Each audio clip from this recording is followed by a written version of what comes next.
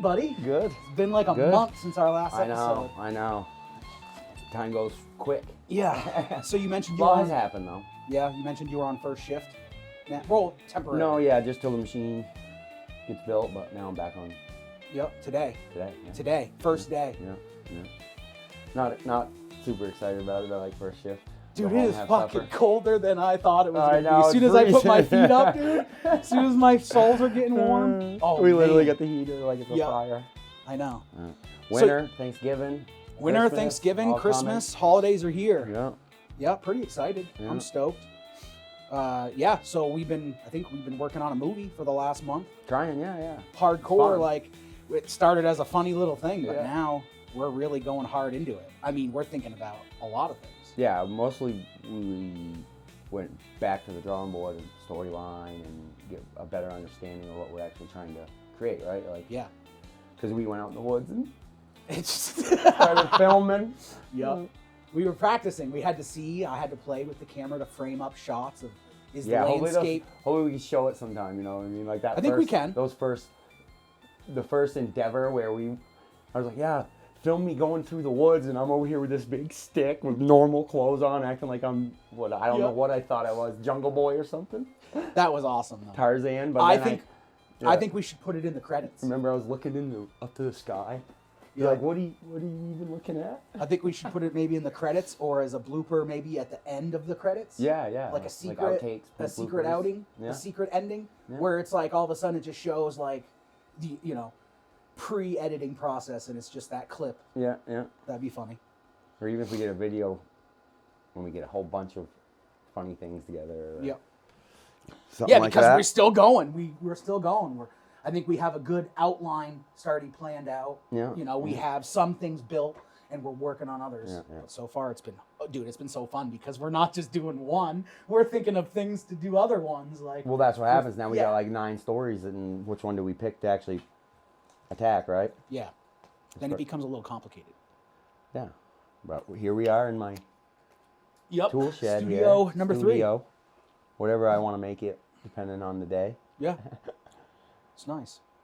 So what the heck have you been up to? Me? Well, the last month. Your lab. My lab. I quit my job just because it wasn't going to go as planned as what I was going in there for. Yeah. Supposed to go in and try to start standardizing, do processes, kind of talk with the people that have the knowledge and the expertise and trying to make, instructions, trying to standardize, make documentation. But yeah, it's just they want to do that, but they don't want to do that. Yeah. You know what I mean? They kind of want it to be more of a specialty place. Right. They would rather it be a specialty place, but I don't think they're going to have the money to pay the people that would have to go to school and have that specialty to know without given direction what to do. Nice. Oh, and then then I'm working on Monty's Corner again. This month I've been working on Monty's Corner, so that's kind of a project I'm working on. You need some help today. Which I need some of your help today. So we're doing a little bit of that today. We're gonna. I have a 3D scanner, so we're gonna scan in my head for Monty's Corner. So cool. It's kind of a new video where I'm just showing that about this scanner, this CAD scanner. I'm showing basically, I need a logo. I kind of don't have a logo. All my videos that I've done have been kind of a title screen. Right, I have the scanner, 3D printer, all this equipment. Yeah. It works because I'm doing like a portfolio. Monty's Corner is supposed to be for just showcasing as an artist, my art and to get potential customers. Right. As well as learn how to create videos. Exactly. Or so get more practice in it. It's small stories, right? Mm-hmm. Because I had all the videos, I've had a theme. Mm-hmm. I had the dinosaur one where that was like, okay, this is a T-Rex. So how do I show this T-Rex? What music would I have based on what it looks like? That all kind of gets more complicated to how it looks, or well, that was cool how you do that. You show like you making something, and you'll show the whole, fast forward through the printing and show it all printed out real quick, and then you assembling it, and then you take it out into like somewhere, and display it and do a little video. Right, so that's the funnest part. So it's like not just a 3D printing video. I think for me, I always look forward to that. I don't even know what that's going to be yet. Yeah. I come up with the idea on the fly, like how am I going to showcase this print? Yeah. Oh, okay, I'm going to do this. Mm-hmm. Like those tags, those bag tags. Yeah. I saw them glowing, and the only thing I could think about was the only way to show these tags is suspended in midair. Yeah. They have to look like they're floating. Yeah. And I want to see a bunch of them, almost like Christmas lights. Right. You know, that was the only thing I could think of. I didn't know how I was going to do it. But yeah. And it was freezing colder than this. Yeah. But it was pretty cold when I made that video. Pretty cold. Yeah. It was around Thanksgiving. Yeah. Other than that, not much. I'm kind of just waiting to go on holiday. Vacation's coming out. Yeah, dude, going on a fucking airplane. Yeah, vacation's coming out. Headed. Yeah, first time on a commercial jet. I've been in a helicopter. I've been in a seaplane when I was like 7 or 8. I was in a seaplane. Yeah, I went to D.C. once. That was only like an hour or 2 hours or something from here, but I went to D.C. too, but we drove 10-hour drive. So. But other than that, I don't know. Yeah, this will be fun. I like. So there's the thing. I have not a fear, but I'm a big dude. So the thing, like, people always say, like, you know, you go up high or whatever. Oh, you got a fear of heights, or you can't. You know, I don't have a fear of heights. Or it's more, I know I'm a big dude, so whatever I'm standing on or whatever I'm in needs to be solid. Right. So people, when I was a kid, my family would want me to go on like roller coaster rides. Yeah. I like roller coasters. However, I'm not driving the roller coaster. Right. So I don't, you know what I mean? Right. You're just holding on. I'm trusting that and I don't know how it's going to go. So yes, it's more of the jitters. Yeah. It's not lack of control. Fear. It's just the jitter because of the lack of control. Yeah. Otherwise, fucking loop-de-loops, whatever. Especially you've been to Cannibal Lake enough times. Yeah. You've been on all the rides enough. Like right. Now that if I was to go on them, it's like, yeah, this is boring. well, no. So when I was a freaking younger man, I'd go on any of those rides. Literally, didn't even think twice. And now, the older I get, the more jobs I've had, right? The more I've seen the world, the more I actually back then I weren't mechanically inclined, all that. Over the years, I can take apart motors. I can do, you know what I mean? I'm willing to do anything just to learn how it works. That being said, as 37 years, I went to Santa's Village, and I went on a... That's like kitty ride. But I went on it. That's like Uber kitty. Yes, right? This was just a Ferris wheel. It was really fucking tall, right? And this was after a year and a half of climbing trees, right? So I'm thinking, I'm good. You know what I mean? At the tree, you know, the wind blows, that thing moves, right? Yep. I never thought twice. I got on this fucking Ferris wheel, and it gets you to the top. And this Ferris wheel, like, the trees are 3 trees down, right? Like I'm above the pines, like the big pine trees that I'm scared to get all the way in the top of. Yep. You know. So it's like I lean forward and I forget that these things rock forward with your weight, and it's me and Ethan up there, and we're all the way at the top. And I'm like, oh wow, this is cool. Oh, actually, now that I'm thinking about this that, is cool. And I go to look down, and Yeah. the whole thing leans forward, and my whole heart jumped, and I'm like, oh my god, and it scared the shit out of me. Yep. And then immediately my mind starts racing, and I'm like, I'm looking at the fucking bolts, and they're rusty. It squeaked when we did that, and I'm looking at the metal, and the paint chipping off, and all the bolts, and I'm thinking, this is all in like milliseconds. This goes through my head, but I'm realizing that everywhere I've ever worked, only like 90, like only like 5 or 10% of the people there actually like really do their job good, right? And most places I've worked, the biggest fucking problem is getting management to fucking stop, you know, what we're supposed to be doing to fucking clean the fucking coolers or maintain the machines or oil the fucking bearings and all that stuff. And I'm like, telling me those fuckheads down here fucking made sure this fucking every bolt did a nut and bolt check every fucking morning. That's right? There you go. There right? you get. They didn't do a nut and bolt check every fucking morning, and no way. Like I don't trust the system. None of it. I don't trust. It's like, I know how incompetent people are, how bad supervision is in every job I've had, how bad leadership is in every job I've had, because it's never about actual growth and leadership. It's always about, okay, we're going to show them the rules and have them sign this, so if they cut themselves, we're not fucking liable.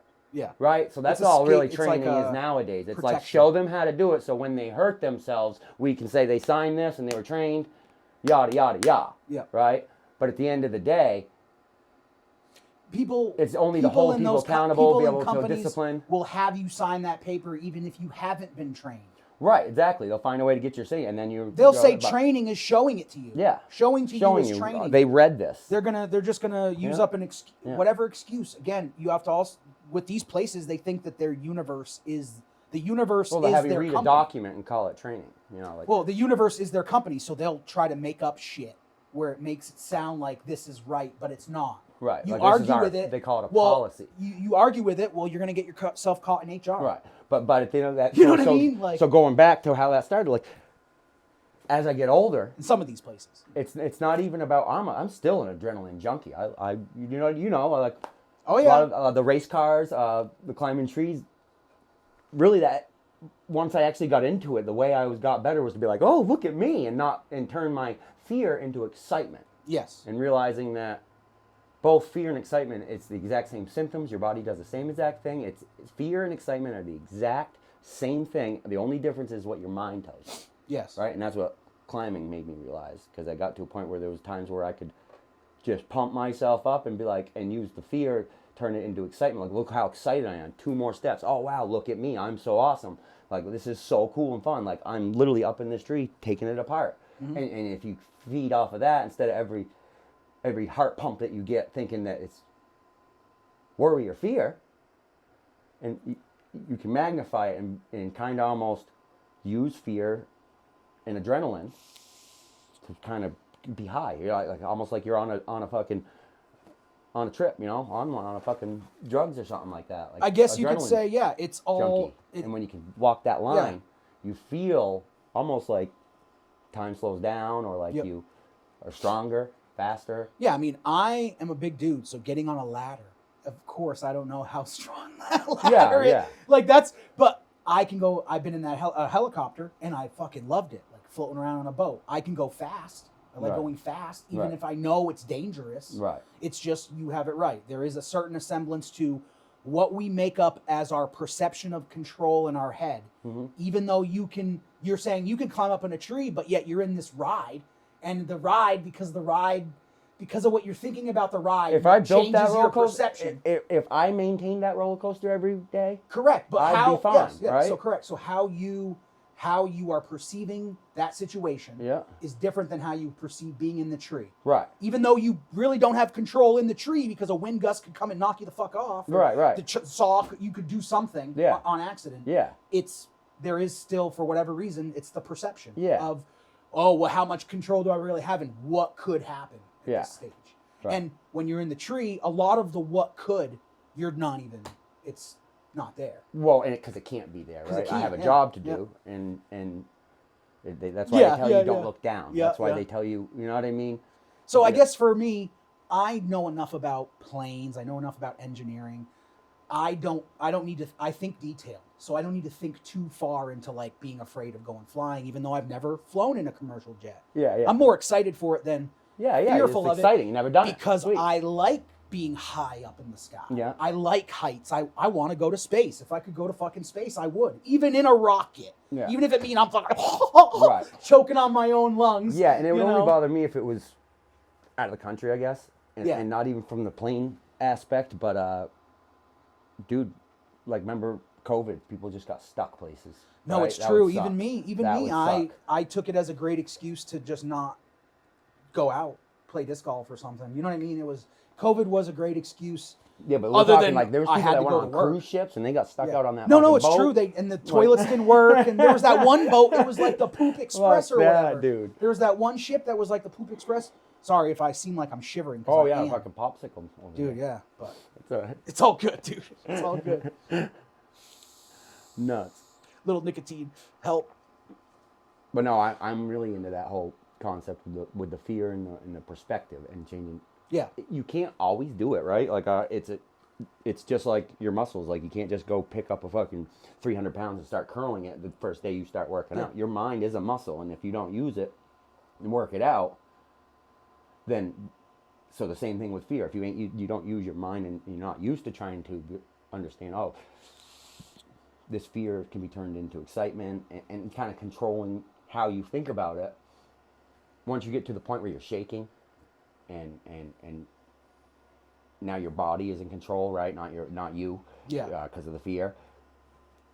I ain't saying you can just say, oh yeah, shit. No. There's phobias and things like that. Yeah. That once you get to a certain point, you know, I've done it in the trees, right? I've talked to you about it where it's like, once my legs are shaking and I know that I'm not exhausted, it's actually fucking mental over here. Like I'm worried because the wind blew and this whole tree moved like 5 to 6 feet left and right, and now I fucking can't get my shit together. It's just like when you're driving your car and you slip on the ice and you get right back, you know, you go sideways, but you take control of it. After that, your whole body is like, holy, like you go through a thing, right? Yeah. That's what happened. When I worked at ARC, Yeah. I was going up and down these 40-foot extension ladders with gear on in the winter. Yeah. And it was fine before the winter, Sometimes going you can't into the recuperate, winter. yeah. However, there was at least 3 occasions in the winter that I literally had to tell the guy that I was with that was training me, because I was an apprentice, dude, I got to get off this ladder. Yeah. I can't get, like, Can't something's get myself happened, together right now. Something freaked me Yeah, out, one and little- I just can't. It's maybe the ladder's fine, but something freaked me out. I just can't do it. And that is like, when- I've been doing it. I've been pushing myself to do it. You know, but this time I just got freaked out. Like, And I'm telling you right now, that is when once you turn that jolt and it turns a thought and then into emotion, which is fear of a future that hasn't happened yet. That's going to be, you know, that you think is an immediate future. That's why the fear is so strong. yeah, Once you're doing that and you have to stop, because in my fucking humble opinion, man, that is exactly what's going to make it happen. right. You know that. And I think it's reasonable to just get your that shit together and energy, try again, or you're almost maybe manifesting falling. You're almost manifesting cutting yourself. Like every time something like that happens, you can almost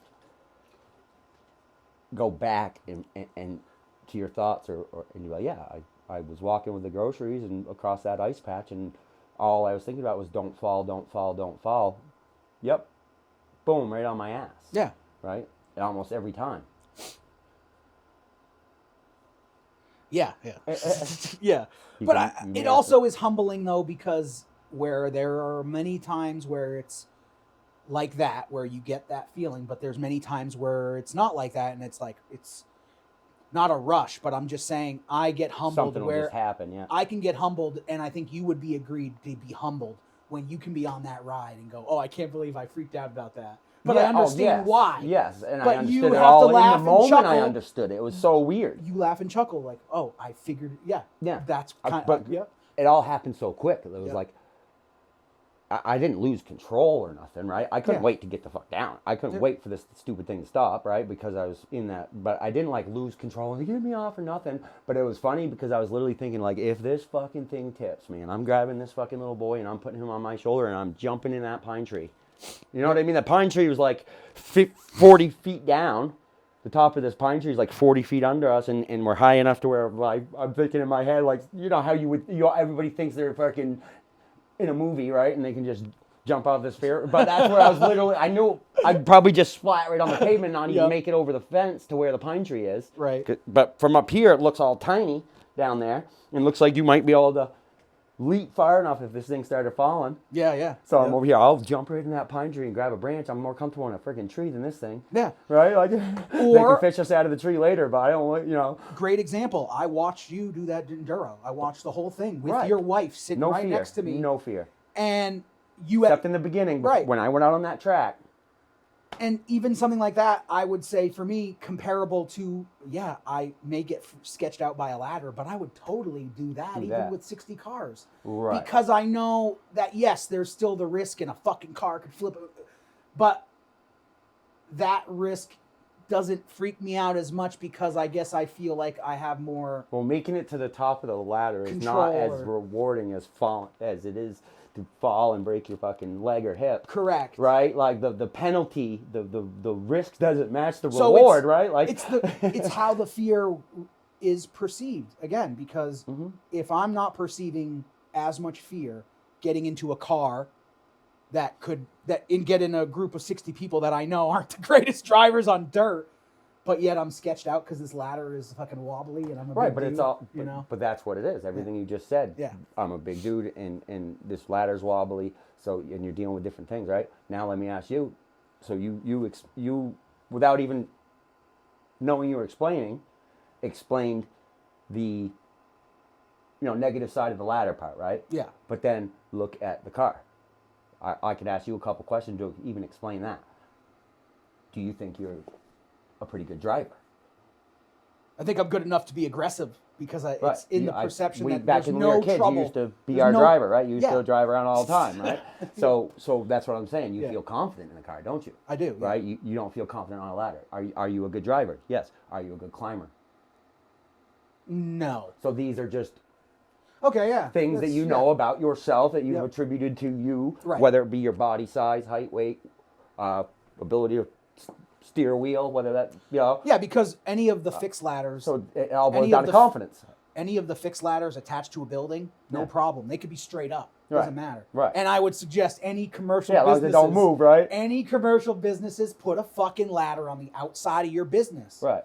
The movie theater in Claremont probably shut down because people can't fucking. No, I'm just kidding. But that's what I would argue of it. It's all the same thing, and just on a spectrum, right? Yeah. Because really, what it all boils down to is you're more comfortable in the seat of a car than you are on a ladder. Yeah. Right? And it's like you could close that gap simply by every day, whether you started out with a 5-foot ladder or a 10-foot ladder, but every day you gotta climb this ladder and come back down before I go to work, before I go do my thing, before I, after I get a shower, whatever. Every day you climb up a 5-foot ladder, back down. And then next day you make it 10. Right. And by the time a month or two goes by, dude, you won't ever feel that feeling again. You'll get to a point where, because me on a ladder, I can, if it's not a too tall of a ladder, but I can fucking literally walk that ladder across the side of a building, no problem, all by myself. Like just take the ladder and hop and skip and move it around. Don't even get that feeling. I was still doing it with packs. If I'm 40 feet, no way. But it was all situational. It's all situational because yes. I will still. There are many situations where I still went up. There was many situations where I still went up. There's many ledges you have to get over. Yeah. Like I still did it, and there was just situational. Yeah. It's situational. There's that one circumstance where everything kind of. Yeah. And then it wiggled. You said, and it made you fucking freak right out. It's all yes. You got all. Yeah.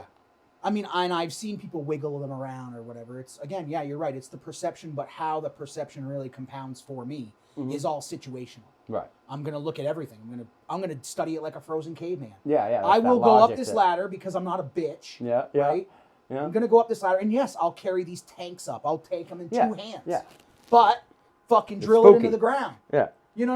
If it's too laid out, then it's buckling too. So it's like, yes, it's my own fault because of my size. But I'm like, I think the reality doesn't perceive it the way I perceive it, so that's why I'm more heightened in it, and where I can be like, yep. In this situation, no. Because the only person that needs to worry about it is me. Yeah.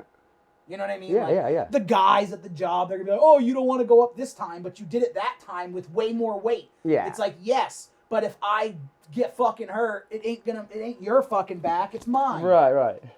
It's situational, I think it is for me, situational. Because at the same sense, though, I'm also not as much of a adrenaline person to where I would go as far as saying jumping out of a plane. Jumping out of a plane would be fun. Yeah. Because you have a not parachute. You have to do though. But I don't need to risk that. Yeah. I'm not looking to have to risk that. Probably other ways to get that feeling. Yes, I could play it on a video game. Such as jumping a BMX bike off a jump at your brother's house. Yeah, I mean, no. That was just more or less to show the kid not to be afraid to do. No, not dude, be afraid to try. Care. You went full. I did. You sat here the last 2 things and said, "Oh, big guy." You weren't thinking about that then. No, I wasn't. You didn't give a fuck. I thought I was going to. And look what happened. I was more fun. And nothing bad happened, but something bad happened. You didn't get destroyed. No, I didn't hurt anything. It's a fucking awesome memory, and I was sore for 2 days. I was fine. It was just. Yeah, it was funny. But no, that I didn't sometimes when we just set our freaking skin aside. Right? No, it's true. When we set our skin aside and we're no longer Travis and we just go out in that race car. Situational. Shit happens. Right? I would obviously have to jump out of a plane if I had to. And anyone that has anyone has made a crazy basket or does a sport where they know it takes extreme precise focus to do exactly what they want, and once in a while they can do it. Yeah. And in that moment they're fucking Michael Jordan, right? Or Paul McBeth or whoever, anyone that has done that, if they can remember it and realize it, they would agree that you are just nobody, right? You're like, it's almost like you are no longer Monty, right? When we went golfing and you threw that one throw in there, you've thrown many, but the last one, right? And you just threw it in, and nobody even expected it. You just dung it right in from far away around the tree, smash right in, like, oh yeah. Yep. But right when you let that disc go, it's like, even if like a couple seconds before that, you were like, oh, no, just throw it over there and try to make it in. But like something about that one moment, right when you like let go of the control, right? Like right when you do it, you know, like right when you throw, there's a fucking little moment where you're nobody. It's like where it's just like that the tiny moment, right?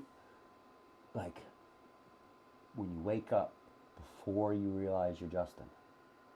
There's like a tiny moment right in between waking up and downloading, like, oh yeah, here I am, I'm Monty, you know. There's a tiny gap in between there. It's kind of like that, where you just, that's why they tell you, like in disc golf and stuff, to leave all your baggage at the car. You go out to the course and you no longer have bills and a past and a future or nothing. You're just a dude playing a game. Correct, because the skill should bring you that instinct to be able to do it naturally. Right, and that's how you focus. That's how you bring your entire universe into here.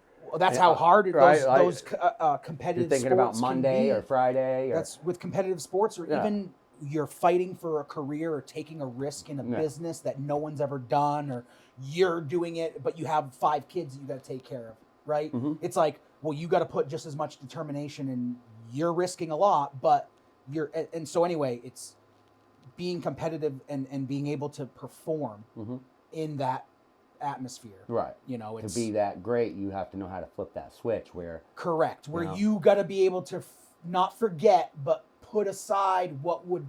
Any of the thoughts, what would fret you, or those thoughts. Anything like, to hold you back. You know, you're trying to start this business, but shit, my kids are upset, or my wife's all these things, or whatever. But it's like, well, fuck, as long as I can get to this sale, or if I can do this thing, you know, this will work. You're taking a chance, you're making a risk, but a lot of times it pays out when you trust in yourself or the process, where you've accumulated the skill, you've already made the choices and decisions. So it's only really resistance to the position you're in currently, that current perspective. Right. Like that fear situationally, where you again are trying to encourage me to let that fear switch be shut off by getting on there and shaking the ladder. You may have to do that. You're playing a disc golf competition and you've done all this practice, but yet you're going up and now your palms are sweating. Right. You've got to be able to literally, that's where that skill, not the skill, that's where that moment comes from. You're trying to right, and it's harder to harness that in like a competitive atmosphere where you're putting all this pressure on yourself to perform that day, right? Correct. I only really I've seen it once or twice in tournaments where I actually was, and you know, just maybe had a wicked bad score going and just forgot all about even giving a crap of what my score is and what place I'm going to get or any of it, and I finally just throw a throw that is true, you know what I mean? Just like a throw where I'm just like, well, fuck it, and I'm not worried about where it's going to land, if I'm going to get a 2 or a 3, or if it's going to go in or past it or anything. I'm just looking at the basket and I'm throwing that disc at it and it, bam, right in. Yeah. And I've been trying to do that all day, and I just did it from like way far away. I weren't even thinking. I did not care. And that's what it is to be in the present moment, right? Fully. Our body is always in the present moment, but our mind never lives in the present moment. No. We're always thinking about what happens if I do this, or what are they doing? What are they thinking about when I did that? So our mind is always in the future or the past. Correct. Very rarely. That's what I'm learning when meditating. Yep. Like that's how you pull yourself in, because no matter what, humans are always analyzing, right? We're always analyzing our environment, trying to predict and use our knowledge from the past to predict the future and what we think we know, all this logic, right? Like if I do this, he's going to get upset, and if I say that, and it basically hinders us from actually being in the present moment, because every action we do is actually based off a predetermined assumption, predetermined based off of what we think we know from the past, based off of conditioning of how we were raised. Well, don't you think too that anything. It's possible that's how Trauma. the education system for us in public school kind of taught us how to think. Yes. Yeah. I mean, that's absolutely. how we were taught how to problem solve in school. Like, if we don't think of those And components, I'm going to argue they exactly the opposite. We say they never did teach us how to think. They taught us how to memorize. Correct. They Yes. taught us how to regurgitate. Well, then that's why we get that complex. All the things other smart people have already thought up. Wouldn't right? that be a reason why we would get that complex if we are memorizing all the things we need, all these other aspects? Then that would keep us thinking about those things. Like, oh shit, do I really take this promotion, or do I really quit this job and go for this job? Because what if I can't do this? I should just do this. I don't want to coupling risk memory with logic. Yes, because I got to make sure I pass the grade. I got to make sure I do whatever, however it's structured. Mm-hmm. It's black and white a lot of times when we weren't really taught how to think to where we could think, where problem solving is really going through what, not necessarily why it's negative or positive or why it's black and white or why it's gray, but to just think of all those components into why maybe they don't matter. I'm saying it maybe a little confusingly, but like, it's more or less having to be able to have that creativeness to where it's not subjugated to, I don't know how to put it. It's like, shit, I'm trying to reword it now. Now that I thought about it, now I'm trying to reword it. But it's almost like, I was trying to make that comparison to the education system with how it does make me think people think. If it, you know what I mean? You see other people not think that way, and their education might be slightly different, or it's the way that humans process. I don't know. But I'm trying to say, it's like, well, I wonder why it's so much of a routine, because it couldn't have been when we didn't have electricity. How could we all be so, when we had to fucking lug horses around? You know what I mean? Yeah. We had to shovel shit. When we had to, you know what I'm saying? So it's kind of like, where was enjoyment and hope found then if it was so harder? I mean, we're sitting here trying to rub our feet against this fucking heater. You know what I mean? In a way. Yeah. But, so you know what I'm trying to say? Yeah. Could it be a complex of modern society getting comfortable where now our human minds are... Well, yeah, that's what it is. It's just been conditioning over time, right? Yeah. Like we've gotten to a point where we literally believe that intelligence is chalked up to how many books you've memorized. Yeah, that's right? how it that's is. Not, in mainstream, that's kind of how is we're not the difference between grading it. I mean, you went to college, you did all this stuff, right? You spent a lot of time reading, and doing repetition of science experiments or things that all these other smart people already have figured out, right?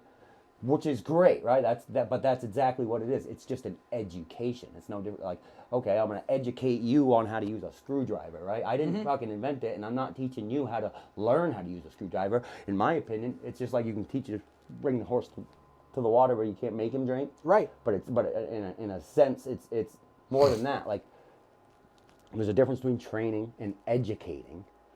But what if I can, since you're a baby, from a small child, teach you how to figure that screwdriver out by yourself, and then graduate you on to something more important, right? Like, and by the time you're in 8th grade, you can build a fucking TV, not push the fucking buttons and find the information you want. And but like by the time you're in 8th grade, you know how to build a goddamn TV. Yeah. Right? Like and not only build the TV, you know how to teach yourself to build the TV.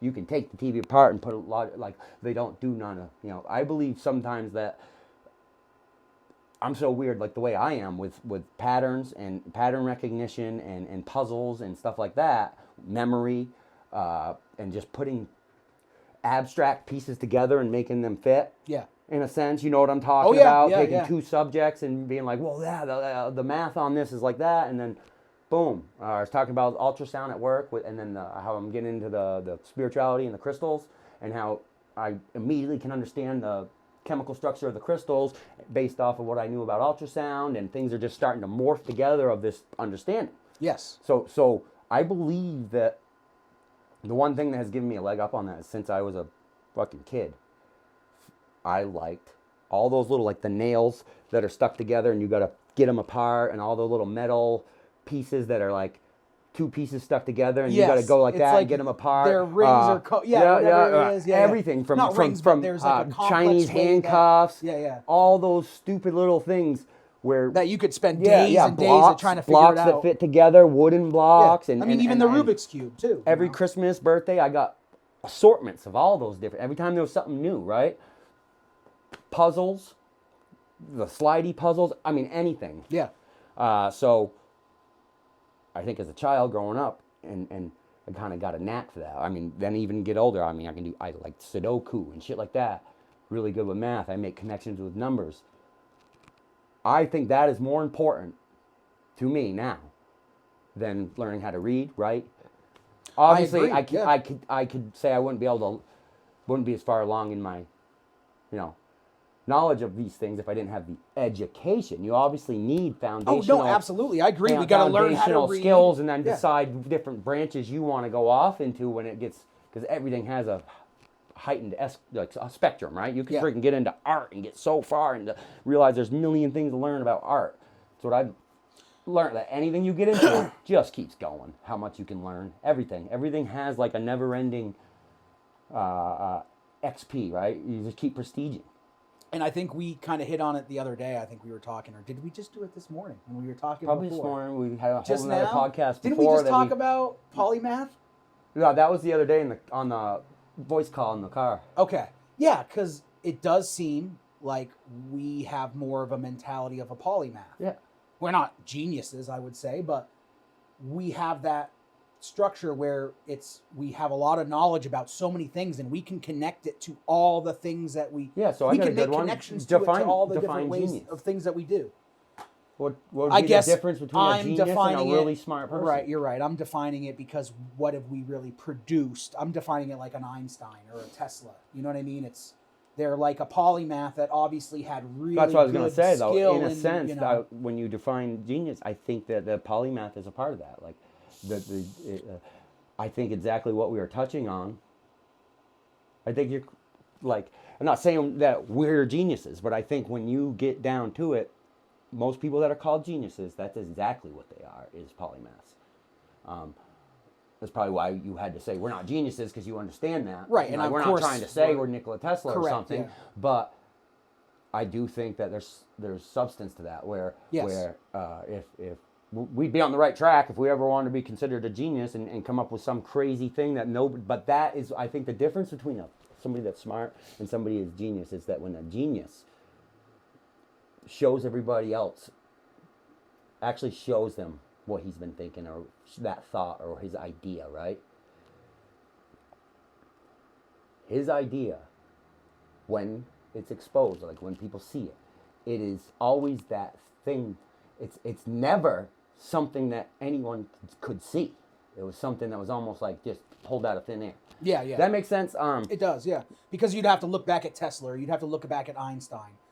They were able to hit on things that got other people inspired, because whatever they were working on, they were missing something. It's almost as if they're changing the equation. Yes, whatever these guys brought changed up the equation for everybody, which just showed everyone what else they could do now that they had thought of something. Now that something was thought of. Yeah, it's like they're seeing a pattern or a connection between 2 or 3 different angles or subjects, because look at how many that different nobody else had the mind capacity to put 2 and 2 together. But when the genius has the idea and everybody sees it, it's actually what makes it a genius idea is not that it was so smart that somebody else didn't think of it. It's that it was so fucking simple they can't believe that nobody put 2 and 2 together. Correct. Right? It's like by the time everyone's literally going, oh, well, we're all so fucking stupid we didn't see that he's a genius. Right? That's the difference in a way. It's just a vibe. Correct. It's a vibe. It's a vibe. You would be much more right on that. Because you could take that fucking genius and go grab that fucking chainsaw and cut that tree down there, smart man. Yep. Right? Because you grab that chainsaw and that fucking little triangle plastic piece and hammer, and I want you to put that tree right where you have as long as you want to do it. Yep. But you can only use that chainsaw, that wedge, and that hammer, and I want you to put that tree across that lawn without hitting that shed and that car right there. We do it all the time.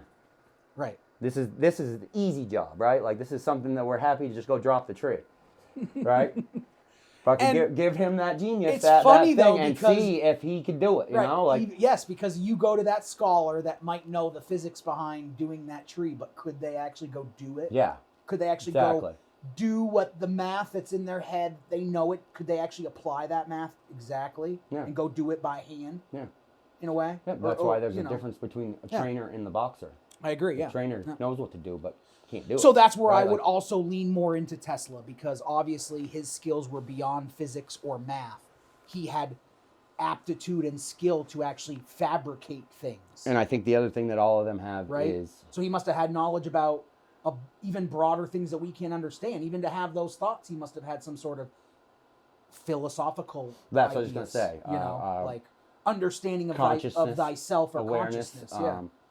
And again, all these people were fascinated with Egypt too. Most of all or of them, not again, but you can call it what you want, prayer, meditation, or anything. But most of them, they all in some way, shape, or form, whether it be journaling, prayer, meditation, they had inner dialogue. They had conversations within, and understood that the war is within, not outside. Right. Like that having that battle. So like even, I think Albert Einstein, in his opinion, one of his greatest follies was helping with the atom bomb. Mm-hmm. Right? He had a help in that with his knowledge and his mind, and I think by the time it was built and he realized what the capabilities of it, I think he was there was some stuff written about him saying that he fears that's the worst thing that anyone could do for mankind was what he did, give that. And I think it's them make that bomb. I think it's also, again, it is perception though, because I think to see your creation do the damage that it did, you can't see past what it can be after. Right. Without the knowledge of without the knowledge of splitting the atom, it really wasn't his intent, right? Right. Like, no, it wasn't. The knowledge is the intent. We can now they're going to use it as a weapon. We're trying to find the answers and the truth to something, and that work was to get closer to how does this thing we live in work? How does it all work? And what he figured out was some things of shit. Now I know how this works, and this is what can be. This opens up a new door to further exploration. But that fear is obviously why we're in the situation we're in now. Yeah. We couldn't get beyond the nuclear age because it's the fear of what, if that's possible, what else is possible? Right. And the truth is that a lot is possible. But technically it was the theory of relativity. E equals MC². Yep. I'm going in my library. Oh, yeah. He had a lot, though. It's not just that. He had E equals MC². Energy equals mass. MC². Mass times the speed of light squared. Yes. So if you take it, basically what's that saying is, take this can, an object, anything that has mass. And that doesn't mean just a solid object. That can be gas, light, photons, right? Mm-hmm. Water, liquid. But anything that has mass, energy equals mass times the speed of light squared. So basically the speed of light times the speed of light. You take this mass and you send this motherfucker, you make these molecules in this vibrate. The speed of light squared. And obviously we know in our current reality, we don't know anything that can travel faster than the speed of light, let alone the speed of light squared. But the equation explains that all matter, anything with mass is energy. If you times it times the speed of light squared, it turns into energy, just pure energy. Correct. So that is saying that everything we see, every single piece of thing we see around us is nothing but energy. At the end of the day, it all confines into energy. In its simplest form. It's energy in whatever manifestation or perception. I don't know if it's infinite combinations, but that's basically right. In its simple, it's energy. But there's a scale and there's a rainbow, and it's full. Right. It's and those are all the different things. Mm-hmm. I guess you could say, right? Yep. In a sense, I feel like Tesla and Einstein were probably had the same mission in a nutshell, right? Is figure that what is going on, but then when they start doing these equations and they have to, it all kind of starts out as an experiment, right? It makes sense in my mind. The math works out. I drew it on paper, right? I need to, like, we got to see this, right? Yes. And that's how certain things happen like that. Like the atom bomb starts out as an experiment. Let's put this equation to the test. Tesla, with all his shit, he was trying to, almost in a sense, the same concept as nuclear energy, electrical energy. How can I take the ether basically around us, the energy that is the universe. Well, I think that's the one major focus. I think Tesla believed in an ether. I think he believed that that energy surrounds us, even in thin air, even in space. And I think modern conception is that there is no ether. Yeah. But I think that's wrong. And I'm not an expert. I'm not an expert, but I do think that it is 100% wrong. It has to be. It has to be. What we see as darkness is still energy, even if I don't want to call it dark matter or whatever, dark energy but it has to be. Mm-hmm. There has to be a medium. Yeah. There has to be an ether because it's all energy. So even in that empty space, it has to be. Think of this. At least that's me. Again, that's me. But yeah. An atom. An atom is 99.99999% empty space. There's a little tiny nucleus and the electron. And there's distance between the electrons and the nucleus. And everything in between there is empty space. Maybe. That's what they believe. But there's nothing that can be seen. What they believe it is it's like the electron can be anywhere. Correct. It kind of flashes, right? It doesn't just rotate like they think. It flashes around. So basically all that space is optional. It's it's all these possibilities of where the electron can be. How many there can be. And how many, but it can also just almost like as if it's like the same electron. Almost. It's almost like it can teleport or it can exchange or change. Yeah, or quantum entanglement. Yes. In a sense. Yeah. Yep. So it's like entangled. It's the same thing, but in different spots. Mm-hmm. But what I'm saying is, if every single thing is made at the end of a day of atoms, right? Simple. If you break everything down to the smallest Lego, it's an atom, right? And that atom is 99% empty space. That means no matter how many atoms you're built up with, technically you are 99.9% empty space. Mm-hmm. So that's weird. There's other energy that's holding me together. Right, that's what I'm saying. Yeah. That's what I'm getting at. Yes. There's lots of, yeah. No, I like that. And I think that's a really good way to break up to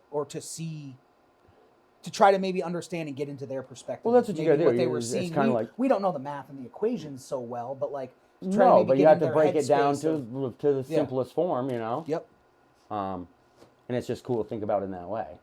Well, and I think no matter what you believe, right? If an atom is, I think the fact that the majority, the status quo, is not to think that, but say that you do. Yeah. Is a false. Is like a double standard or like that? I think is an issue. If modern society, in a way, is saying that we do this work like this, and it's and mm-hmm. stick to this, but then all of a sudden we're not.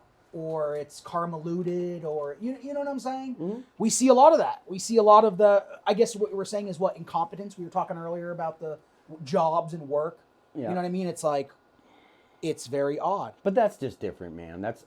It's hard with the humanity as a whole, right? Like, yes, because now we're dealing with countries and we're dealing with not just even in our normal society. Like, it's hard for me because, in a sense, I see a lot of people as sort of just on autopilot. They're their own.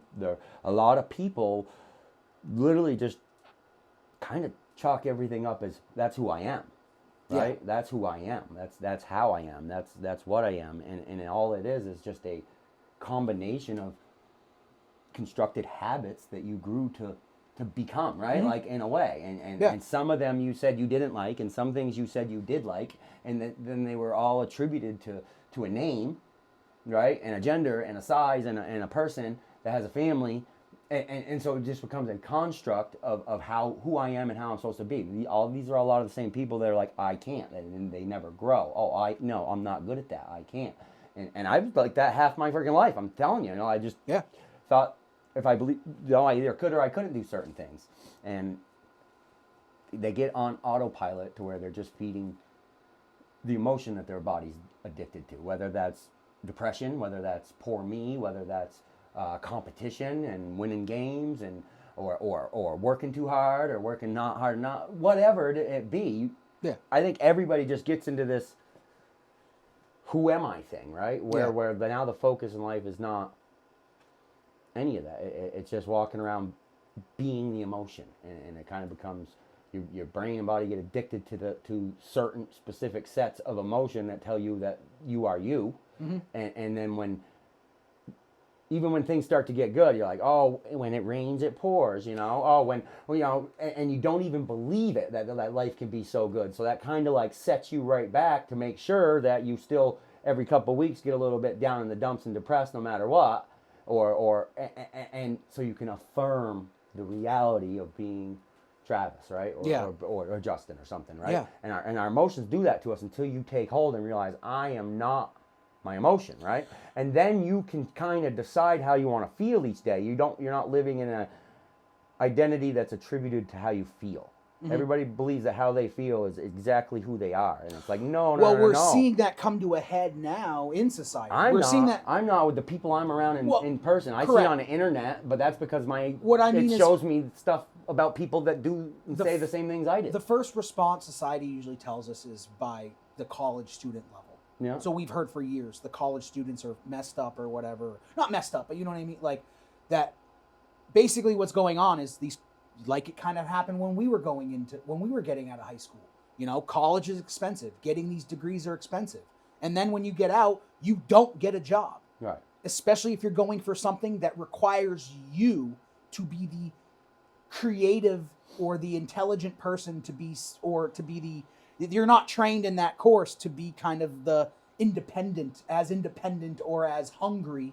You have to have that for yourself. Yeah. It's almost as if it's like, it is kind of like a weird setup where college is like the buffet line for getting those skills that we want, those further educations. Mm-hmm. But you're thrown in at a point where you have no fucking idea. Yeah, and I think that's dying out, dude. But that's what I mean. So right now there's so many society, resources. My point was when you said I don't see that in my space. Yeah, Don't see it in work because like normal people most of these guys are from fucking New Hampshire and we're in some of them are in their 20s or whatever. The mentality is I don't give a fuck, or I'm among my friends in my circle. Like no matter how much I try to get some people to wrap their head around things, they still will turn around and then tell me a story about poor them, and it's like, I know, but I just told you this yesterday that this was going to happen because you told me it was going to happen. I told you if you worry about it, it's going to happen, and they just probably think I think I'm a fucking wizard or something. I don't know. Like I'm not saying. You know why I believe in fortune tellers? Because I believe they're not telling the future. I believe they're reading you and they're reading your emotions. I know. So they know what's going to fucking happen. That's all it is. Yeah. Because we're all constantly emitting energy that's going to reflect our reality, and I promise that's the truth. Yeah, no, I agree. Yeah. I'll die on that fucking hill. Yeah. It's just so anyway, the college students, I see it's being said a lot wherever you're looking and getting your news or your information. It appears that because of everything going on, the students are checking out. Yeah. They're just like, oh, well, you're going to give me all this debt. You're going to do all this. Well, I'm not playing the game. Or they're not going, that whole they're like, oh, college, why would I go do that? But that whole lost feeling or that whole routine feeling is coming to an end right now. Right. As it is happening now. Right. Because we have these things that people are thinking about, the AI or all this other shit. And then we have the political shit, which we won't get into, but if what we're hearing on the news in a way is college students or all these things about colleges or whatever, it's just showcasing that they're gonna run out of money because the way that the system is set up to educate obviously isn't working.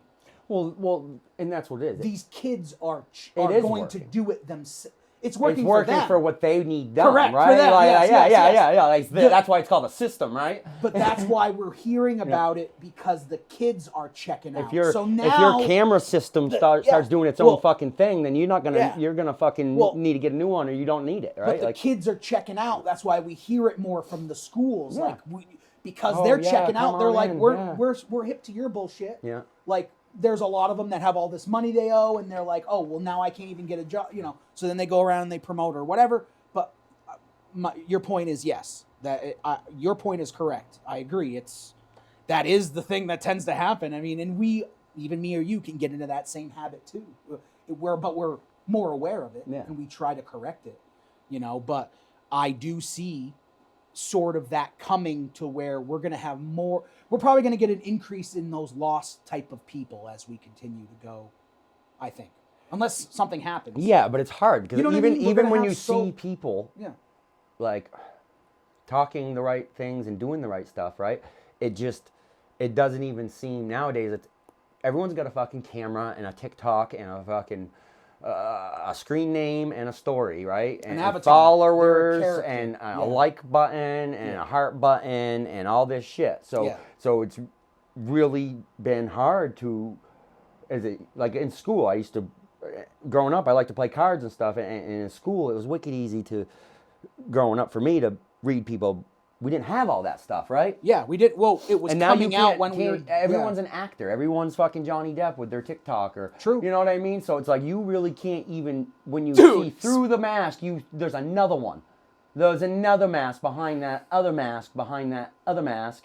And it's like you don't even know if you have the real character, no, you're right, yeah. So then even times when I think you get going and it's like you start to realize, oh, yeah, this guy's awesome. And then you're like, oh, okay. So every time... It's virtue signaling, right? Because it reminds me of when they have those college like questionnaire, that Charlie Kirk shit where he would go and get them to come up and ask questions. Correct, right? yeah. And I don't want to get into the whole debate of all. Right, but you're just saying the whole process. But how they do that, how they have people go to the colleges and they debate, right? And a lot of times you got these different college people, and some of them come up and they seem to have a really good question that actually challenges a certain topic or something, but then you get these other ones that come up, and even when the question is just as good, you can tell that the delivery of the question is, they're almost like they got all the people behind them, and they're like virtue signaling. They don't even want to know the answer. They want everyone to hear the question that they asked. Correct. Right? And the question says more about them than it does about the topic. It's almost like we're seeing a hostage negotiation play out. Not even a hostage. Kind of like if you thought of Die Hard, if it's Bruce Willis and the black cop there, the Family Matters cop, and they're talking back and forth through the loudspeaker. It's as if the guy on the loudspeaker is saying things differently because they're trying to make sure everyone hears what they say to the hostage who has a sign up that says, "I think this, challenge my thought," or whatever they're, the college, those people are going up and talking because they have a desk that says either what that Steven Crowder guy says is challenge me, or Ben Shapiro, or any of these people. They have a sign that gets people to come up and talk to them. Right. They put a message out to get people's attention. And so they attract what they attract. Right. But it's almost like the difference between like when someone comes up and asks a question, right? If I was the person that's getting asked questions, I would literally be like, have to find a way to deal with these people that when you ask a question, you want to do two things, right? You want to provoke thought process to create learning, or you want to learn yourself. You actually need to know, and you want information, right? Yes. And anything aside from that, when these people come up to ask like passive-aggressive questions, or questions to be fucking that guy, and all the people behind him like, oh yeah, you're just trying to get more likes and followers. Well, that's what I mean. You don't give a fuck about this debate. Well, that's what I mean. It's you're virtue signaling. Right. You're just trying to find a stage, right? Right. And that's when, even when these people good, they have good causes and good reasonings and stuff, you can I stopped listening to what people say and start paying attention to how they make me feel, right? And that is the most important thing I've done in the last few years, communication-wise, that has advanced me and gotten me 3 steps ahead of anybody that I'm around if I have to actually engage in energy with them. Like, in a sense, I listen to what people say, but what I take more importantly in it is how they make me feel. Sometimes I literally ask myself, okay, what, I think I've been doing that a lot more now. What does he want me to feel? Yeah. Why would he say this to me? Right. And simple stuff. Yeah.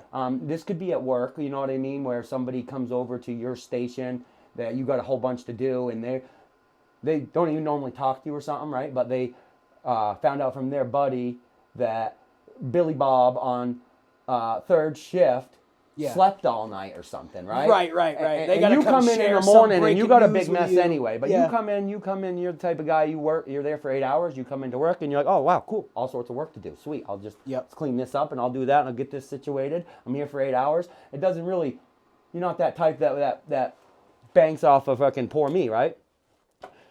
What did you do? I touched it. So there. Sometimes these people come up and I don't know if it's just wanting to be your buddy or not, but it, like, literally you're having a good day and then they want to come over. Nothing you can do about it, but they want to come inform you that they just found out that this guy slept all night and didn't do nothing, and that's why you have all this work to do. Aren't you so mad? Right? They want to come over and change your vibe in your day. Mm-hmm.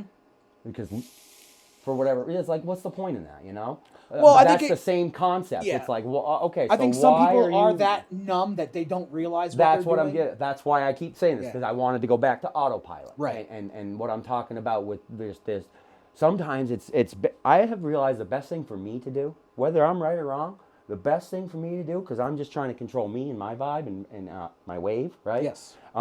So the best thing for me to do is not just immediately, unless I have 100%, someone actually comes up and punches me in my lip, right, or something, I try to chalk most of it up as ignorance, right, rather than malice. Right. Right, and I don't mean ignorance as people being stupid or dumb or uneducated. I mean that they're just unaware of how offensive they are, or how mean they sound, or how disrespectful they look, or how complacent they seem, or anything. When these people just, somebody walks by and just bums you, don't know what happened to this guy, right? They could even just, this guy could have just lost his brother of them didn't even see you caring about the fact that something happened. Everybody's that in their could own affect little reality, in their own little world, and wanting to share right. gossip with the person it affects. Either way, right? It could just be the ignorance of, like, I'm just going to do it because I'm bored. Right. So that's pretty much what I've done, is chalked it all up to ignorance is bliss, right? Like basically,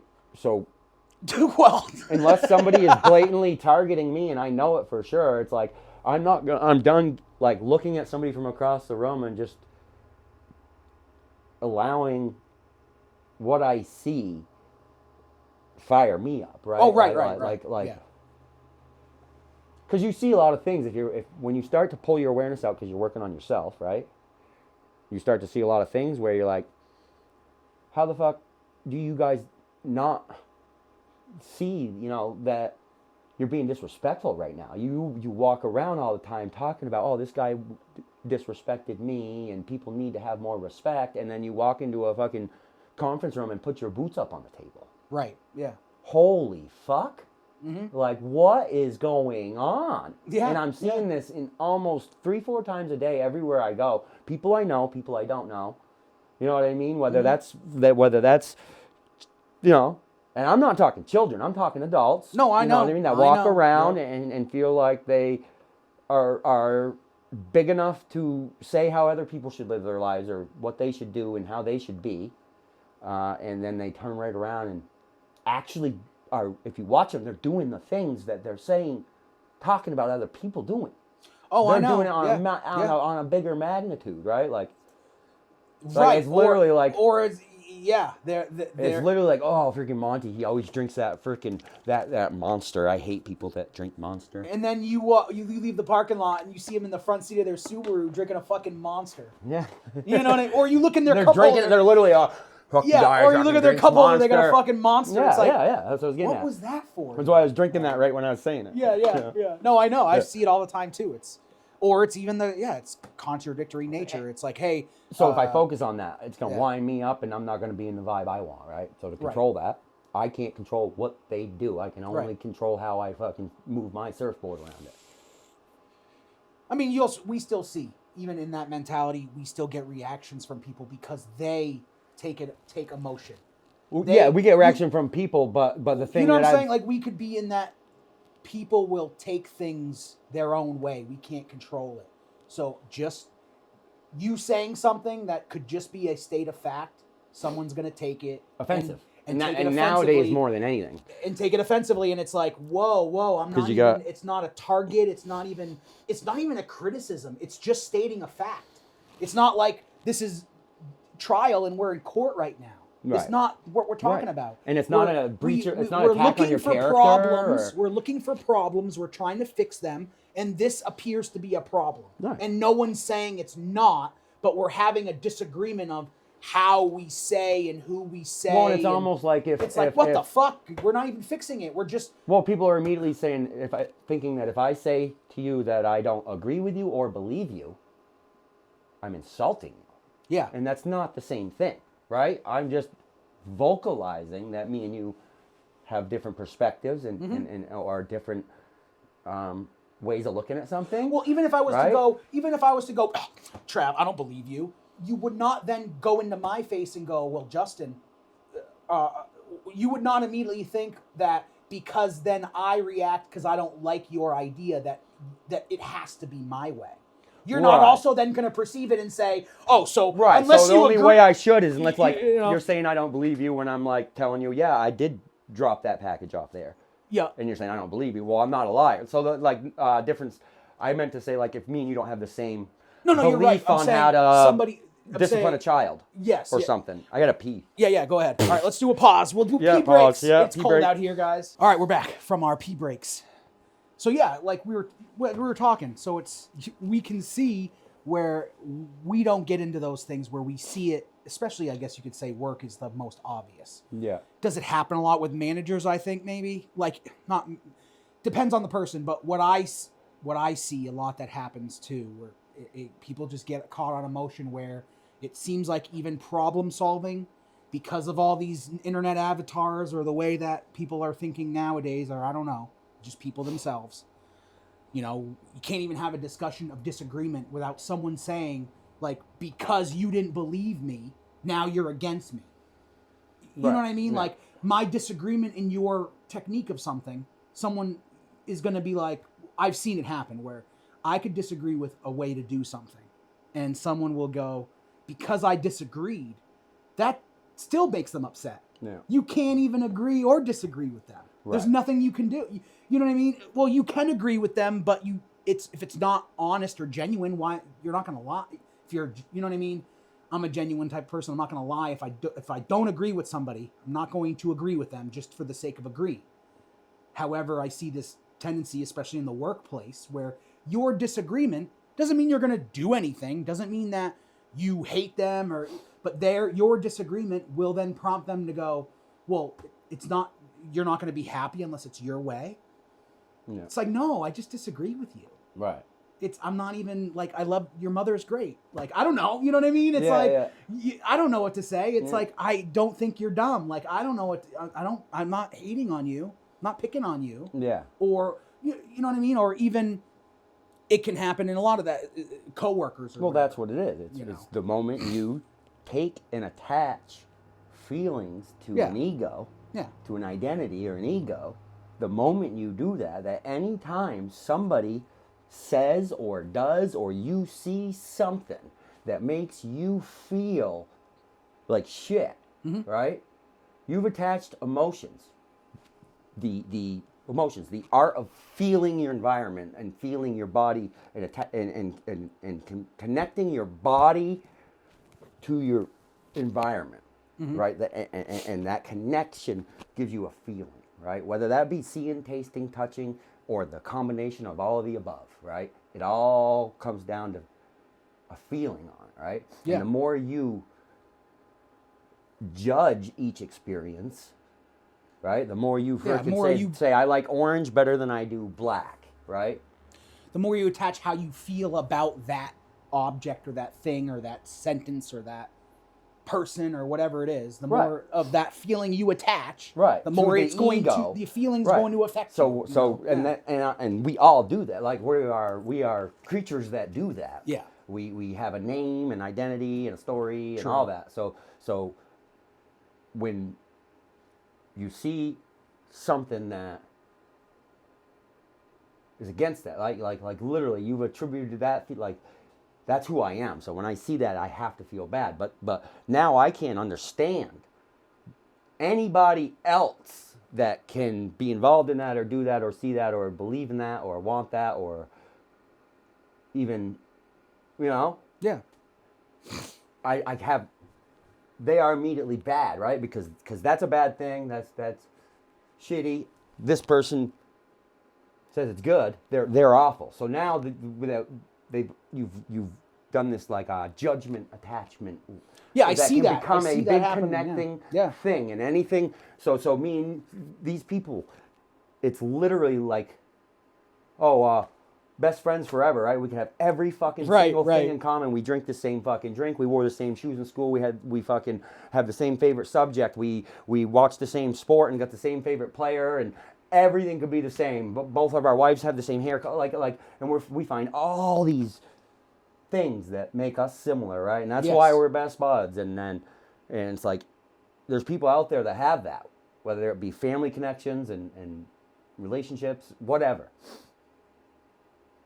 The moment they find out that you might agree with Donald Trump, right? Or, everything goes right in the fucking trash, bud. Everything's fucking gone because now you agree with that one idea or that one policy, or maybe you like something that somebody that a president wants, right? And enough to where you're willing to look past another policy or something. Yep. But because you don't care about the fact that your buddy's food stamps might get taken away because that's how he lives, right? Not saying anything bad about it, but that's his lifestyle, and you the exchange to you, whatever, right? But immediately, like all that stuff is thrown right in the trash because of one, like they find out that you believe one thing, and then they've already so they've judged this motherfucker so bad, right? Right. It Just made based him on matter, and he's become the reason for all their problems. Correct. Right. Or so the now opposite you side. agree with him. You ain't my fucking friend. Yeah. The friend of my enemy is my enemy. Like fuck you. You're not my friend. I don't care if you're my brother or sister or anything, right? Like and that's just and that's just insane. Yeah, it is. It is. I see it so much though in the workplace. But it comes from judgment. I see it so much in the workplace. It seems to be so much more prevalent. I mean, I think you've seen it. Go walk around even any Walmart in this state or in any Walmart in this state. Go walk through there and see the life in there. There's a few, right? There's a few that you can see that they have enough awareness to where they're not as affected or at least outwardly it doesn't appear. But generally you look and it's just a recurring thing where you go, no matter where you go.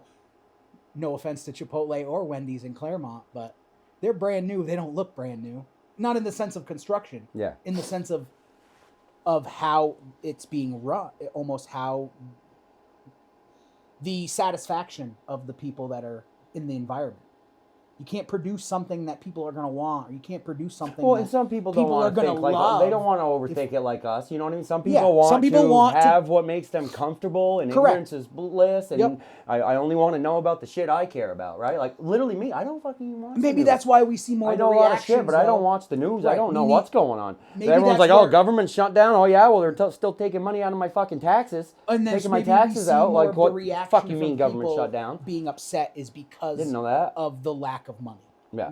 That could be just the big thing, right? Yeah, it could just be all boiled down to I cannot ignore this fear because it's about money and it's about being even able to breathe tomorrow or eat tomorrow. So I could see why we see that more, where we maybe see so much of that negativity from people at the workplace, or why everyone's getting so emotional, because it's almost like every minute of every day they're emotionally fighting for their life. Yeah. You know, like, because it's just this money that seems to be the issue. It's like this, you know, we're seeing it increase more and more, where it does appear to be this divide of people who have and who do not have. But it's also a combination of things, where it's also like the willingness of some people, the creativity, or again, because of the convenience of a Walmart, we also don't even have a situation where we could have anything other than a Walmart.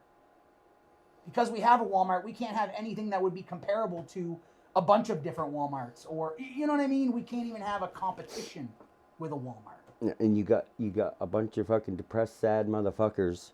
Yeah. That don't even understand that holy shit, you got a fucking Walmart to go walk around and buy whatever you want. I know. Right? It's like... Right? You don't know what depression actually is. Shut the fuck up. Right. It's like we gotta, in my mind, it's like... Like real depression, you know what I mean, is a actual mental thing. But you nowadays it's become so like mainstream that it's almost should be a slap in the face to real people that are actually have diagnosed bipolar, you know what I mean? And actually have tried to go, you know, get all these different treatments and things, you know. That's real shit, right? That's a chemical imbalance inside your brain. Your brain is a pharmacy that gives you the chemicals you need. When you open your eyes, light hits into your eyes and goes into the back of your brain, and your brain starts making serotonin, so you're rocking and rolling and ready to go. And when you close your eyes for longer than 10, 15 minutes and no light can get into your eyelids and darkness seeps in, your brain goes click and starts making melatonin so you can fall asleep. Your body is the greatest pharmacy in the world, your brain, and it makes all sorts of freaking, I don't even know the number, but tons of chemicals. And combinations of chemicals to make your body do certain things, right? So when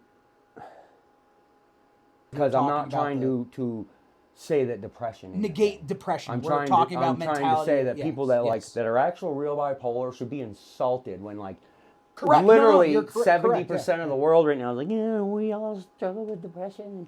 It's like no, you're fucking not getting what you want. Exactly. Right? Like you're not getting what you want. Of a creative spark. You're struggling with the lack of a drive. Right. Or the lack of even not wanting. But the lack of love, maybe. The lack of but desire. It's gone on so long with a lot of people. I know, I've been there, dude. Like you get going so long where it just feels good and normal to just tell everybody, oh, you wouldn't believe what happened to me yesterday, and they look at you and they go, oh, I'm so sorry, you know, that sucks, what a bad day. Oh, you wouldn't believe it, you know, and then what happened after that?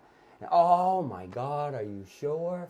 Oh, that's terrible. What if it ain't one thing, it's another, you know, and they get into this vibe of and they're literally turning the fucking radio station right to that, you know what I mean? And they're admitting together, now they're sharing, and now you got two little freaking radios going off and feeling, you know, sad, and then as soon as you share, in this drama story, you know, they live, and they probably have diarrhea pretty often. They probably have a bowel imbalance. They are literally keep telling the story and repeating this soap opera of a life that they're in, right?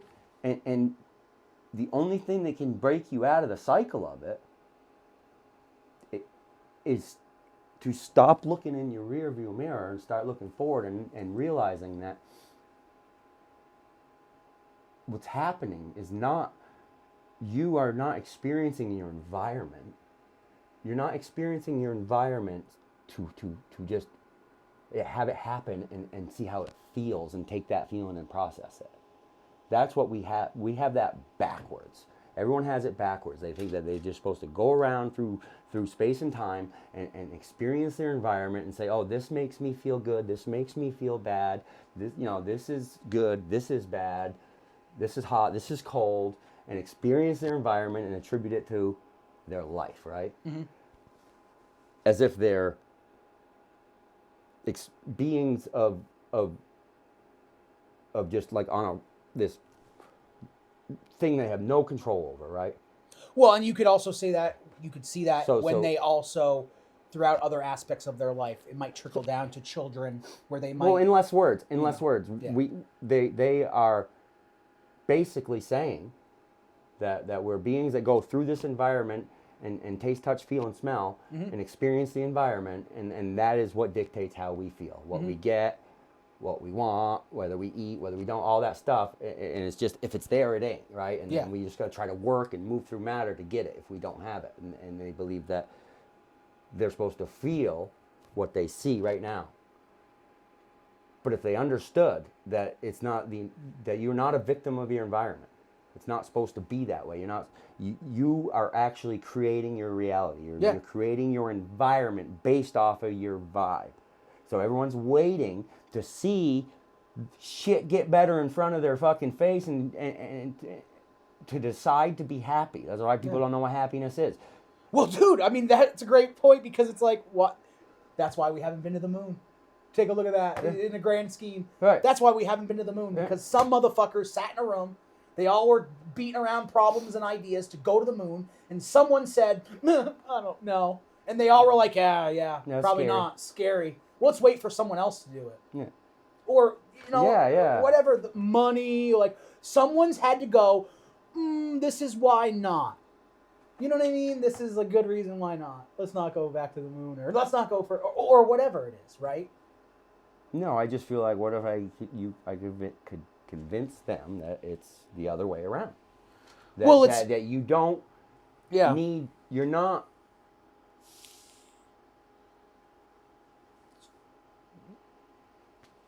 Well, we already know the answer. You can't convince them. Right? We know you know what you want to say, but you also know by not saying it that they're not going to hear it anyway.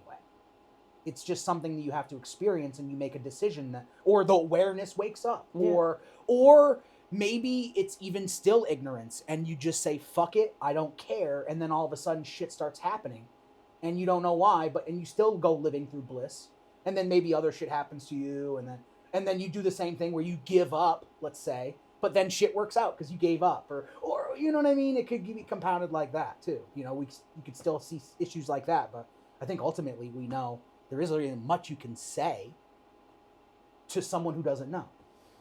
Yeah.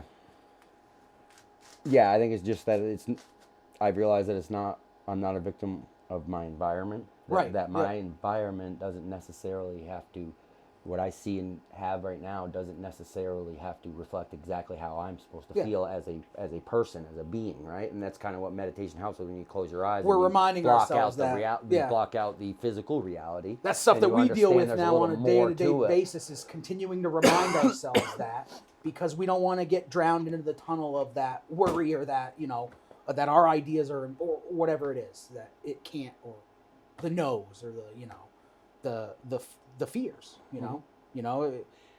it is like faith, like you say, a lot of it is faith, where the faith in you, or, the faith in all, because it's all energy. So it's like, I don't know, it's, it is hard for me to try to,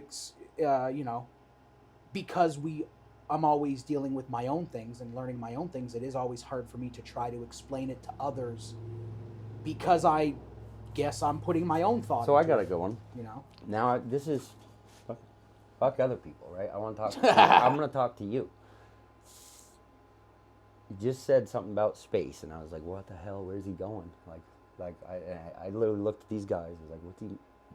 I was talking about something different, but I know then you tied it into what we were talking about. But as a comparison. But like you've touched on it before, and you don't believe necessarily. You think there's an argument. We had never been to the moon. I'm on board with that. But did I have an argument that we haven't been to the moon? Yeah.